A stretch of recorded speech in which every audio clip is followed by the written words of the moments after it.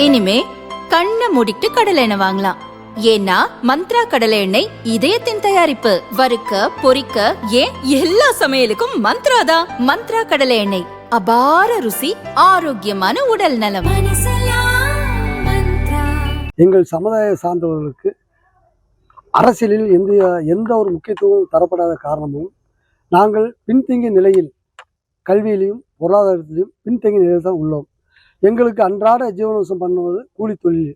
இந்த கூலி தொழிலாக இருப்பதால் எங்களுடைய குழந்தைகள் எந்த முன்னேற்ற பாதையில் செல்வதற்கு அவங்களுக்கு வழிவகை இல்லை. ஆகவே நாங்கள் பிறருக்கு ஓட்டளித்து அவங்களை நாங்கள் ஒரு மதிக்கத்தக்க மனிதனாக நாங்கள் மாற்றுறோம். ஆனால் எங்களை மதிப்பில்லாத மனிதர்களாக எல்லாரும் பார்க்குறாங்க. அப்போ மதிப்பில்லாத மனிதர்களாக வாழ்கிறது ஒரு கிறிஸ்து பிறப்பு முன்பு எந்த நிலையில் ஒரு மனிதன் வாழ்ந்தானோ அதே நிலை தான் கிறிஸ்து பிறப்பு பின்பு இந்த நூற்றாண்டில் வாழ்கிற நிலையில் எங்கள் மக்கள் இருக்கின்றனர். ஆகவே எங்களுடைய குழந்தைகளுக்கு அறிவு சார்ந்த எண்ணங்கள் புலப்படவில்லை.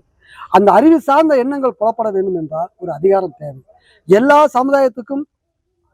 சமுதாய மக்களுக்கும் ஒரு அதிகாரம், ஒரு மதிப்பு இருக்கின்ற பட்சத்தில் நாங்கள் கூலி தொழிலாளியாக வாழ்ந்து சாவதா எங்களுடைய சாபமா? இதுதான் மனித வாழ்க்கையா? அப்ப மனித நியாயம் எங்கே? சமூக நீதி எங்கே?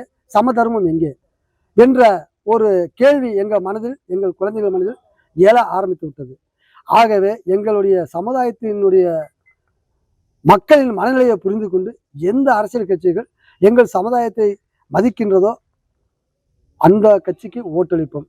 அப்படி எங்களை அழைத்து பேசவில்லை என்றால் நாங்கள் வருத்தத்துடன் இந்த ஜனநாயகத்தை கடமையை ஆட்ட மனம் வரவில்லை, வருந்தி நாங்கள் தேர்தல் புறக்கணிப்பு இந்த 2026 எடுத்துள்ளோம்.